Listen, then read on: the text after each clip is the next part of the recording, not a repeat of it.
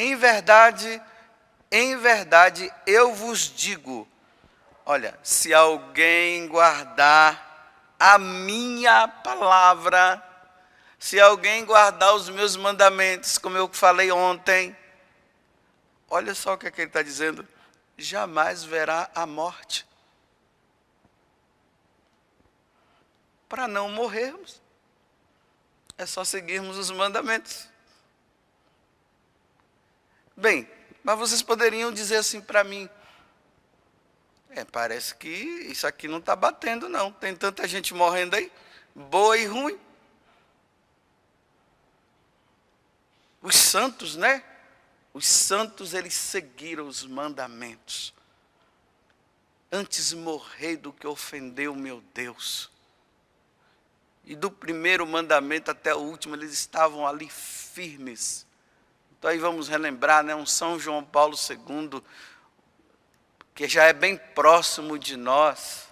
Mas uma Santa Águida, lá do início da igreja, seguiram os mandamentos, mas morreram, gente. Cadê eles? Então, se Jesus está dizendo que quem guardar os mandamentos jamais verão a morte, então, que história é essa? Esses homens que nós estamos dizendo, e mulheres que nós estamos dizendo que são santos, eles morreram. Então, para nós entendermos o que Jesus está dizendo, depois vocês vão lá no livro do Apocalipse, capítulo 20, do versículo 11 até o 15. Aí ele vai dizer bem assim: eu vi uma multidão diante de Deus. Eram crianças, jovens, adultos. Eles estavam tudo diante do trono do Senhor e o livro da vida foi aberto. O livro da vida, o livro da tua vida, tudo aquilo que aconteceu desde a sua concepção até hoje, está escrito no livro da vida. O que você e eu fizemos de bom e de ruim. Aí o livro foi aberto. E ali foi descrito tudo o que foi feito de bom e de mal. É o ajuste de contas. E ali Deus diz, João, né? Fala o seguinte: que aqueles que não foram encontrados escritos no livro, ou seja, aqueles que fizeram tudo que foi de errado, o nome foi apagado. E esses que o nome foi apagado, ou escrito, né? Aí ele diz assim, foram lançados no tanque de fogo. É a segunda morte. Em outras palavras, eu estou dizendo assim, o teu nome não pode ser apagado do livro da vida. Os que foram apagados estão agora no tanque de fogo. E ele diz, aí ele completa, é a segunda morte. Essa é a morte que Jesus está falando aqui no Evangelho de hoje. É essa. Aqueles que não seguem os meus mandamentos, que não seguem a minha palavra, ou melhor, aqueles que seguem a minha palavra, jamais verá a morte. Não é essa primeira, porque essa primeira morte, todos viram, todos passarão. Até aqueles homens e mulheres de Deus passaram pela morte. Pela primeira, a segunda. Só que tem uma coisa, a segunda morte, meus irmãos, não é que a pessoa vai morrer. é que o sofrimento eterno no lago de fogo é um sofrimento eterno que é comparado a uma morte, só que não morre. Quando passa dessa vida para outra, ninguém morre mais. A morte é só para essa vida. Agora vejam só, né? Vamos pegar então um mandamento. Porque o tempo não dá para pegar todos, mas vamos pegar só um, o quarto. O quarto mandamento é honrar pai e mãe. Esse mandamento, ele tem duas obrigações, né? Os deveres. Os deveres dos pais para com os seus filhos e os deveres dos filhos para com os seus pais. Esse mandamento, ele inclui isso. Mas vamos pegar aqui o dever dos filhos para com os seus pais. Então, olha bem. Os filhos têm que obedecer os seus pais. Mas aqui eu vou abrir um parênteses. Obedecer os seus pais quando o que os pais pedem para os seus filhos está de acordo com os mandamentos da lei de Deus. Um filho não pode obedecer os seus pais quando os seus pais estão pedindo coisas que não convém, que é até para levá-los a pecar. Aí os filhos não podem obedecer.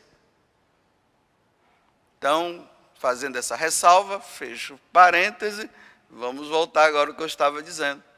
Então, o filho não obedece o pai, os seus pais, falta com o respeito, xinga. Imagina uma mulher que uma vez veio dizer para mim que ela deu um tapa na cara do pai dela. Um filho que dá um tapa na cara do pai. Esses filhos que exploram os pais, tem filhos aí explorando os pais já estão na velhice, então eles ficam comendo o dinheiro dos pais ali, ó. Pega o dinheiro, aí os pais acabam dando, né? Mesmo sabendo que ele está pegando para fazer besteira. Mas os pais, né? Sabe como é mãe, né? Mãe é assim. Acaba dando e o filho está explorando. Isso é uma desonra. É desonrar os pais. Aquela mulher também que veio me falar que o filho dela, um homem já barbudo, né? Não é criança. Aí, ele está ficando de mal, não fala com a mãe, porque ele quer levar uma mulher para a casa da mãe para viver lá no quarto, para dormir. Dormir a noite, passar a noite lá no quartinho dele com essa mulher. E a mãe está dizendo, não, meu filho, aqui não, no meu quarto não, ou na minha casa não. Aí o filho fica de mal com a mãe, despreza a mãe. Tudo isso está sendo escrito, está contando. Tudo isso Deus está vendo. Só que tem gente que pensa que Deus está de braços cruzados. Só que Ele está mesmo, viu? Ele está de braços cruzados. Está assim, ó. Igual a Júlia ali. Está assim. É assim. Por que Ele está assim? Porque Ele já disse que os filhos não devem fazer isso com os pais. Deus só fala uma vez. Está escrito, está aqui, ó. Dentro do coração do homem, dentro do meu coração e dentro do teu coração. Você sabe que você não pode fazer isso com seus pais. Deus já falou e Deus está assim. E o tempo está se aproximando. O tempo em que a morte virá bater na porta e a pessoa não se arrepende, e ela continua nesse desprezo, deixa o pai de qualquer jeito, deixa a mãe de qualquer jeito. Porque hoje a sociedade está sendo doutrinada ao desrespeito para com os pais, né? Então os filhos estão desrespeitando mesmo. nem a bênção aos pais se pede mais.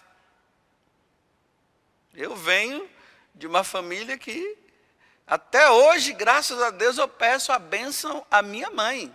Respeito para com ela. Agora, como eu sou padre, ela pede a bênção também para mim, né? Eu peço para ela, ela pede para mim. Porque não haveria necessidade, mas ela pede. Um desrespeito completo. Aí, o tempo está se aproximando. Aí essa pessoa morre.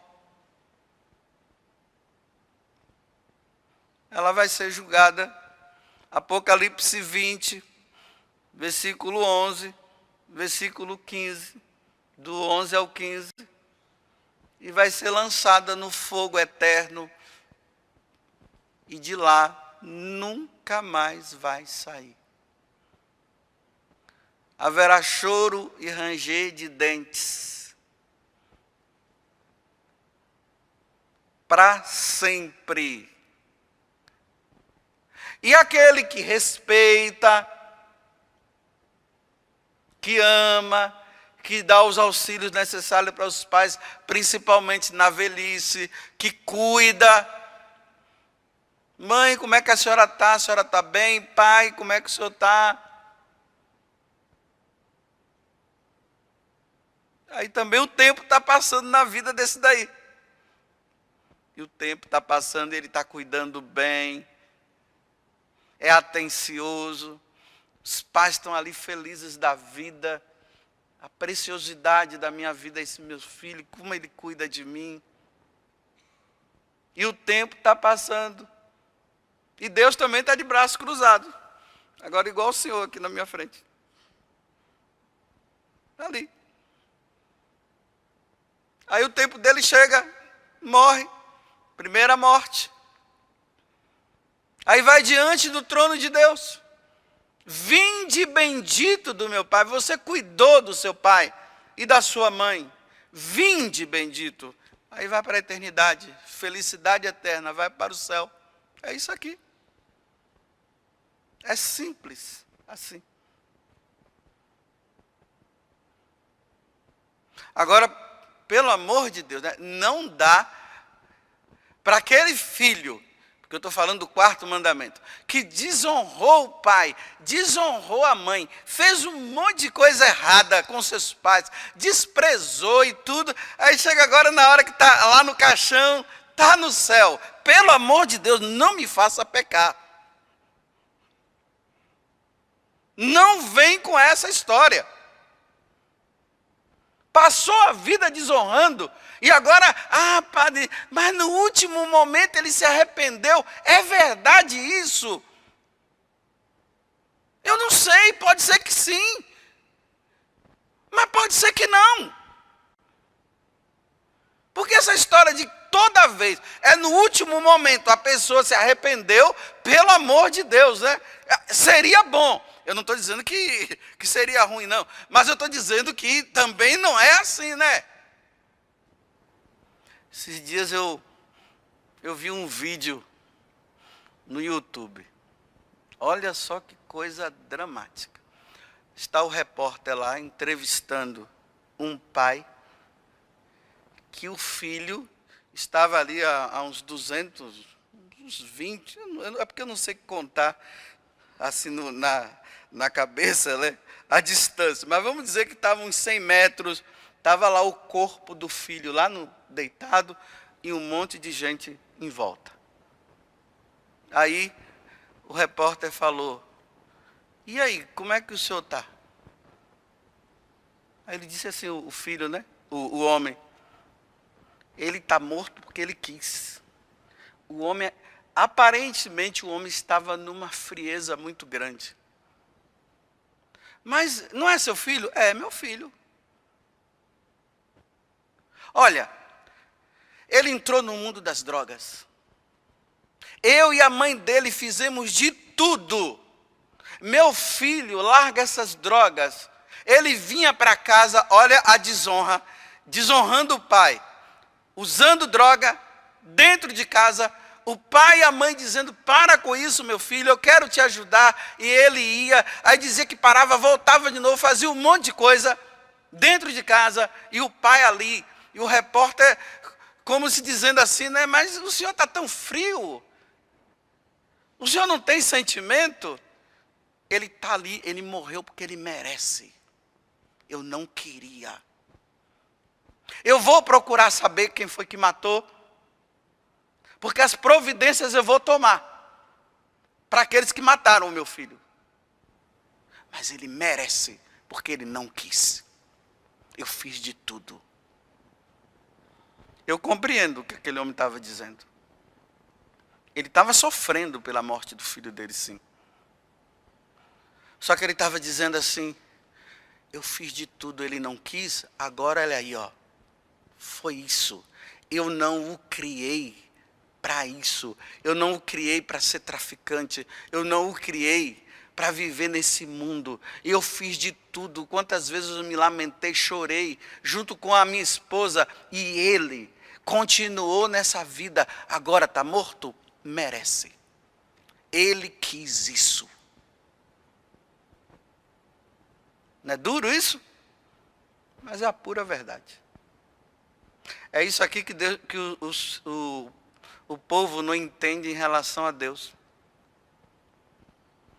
Deus faz de tudo, manda o filho dele para morrer na cruz, para nós criarmos vergonha na cara. Nós não criamos vergonha na cara e continuamos fazendo tudo, e ele está dizendo, não faça isso, meu filho, nós continuamos a fazer, aí chega a hora da justiça divina, Deus vai dizer, olha, eu fiz de tudo, eu estou respeitando ele, foi isso que ele quis essa vida para ele, é esse o sentido da justiça divina, o respeito que Deus tem para conosco.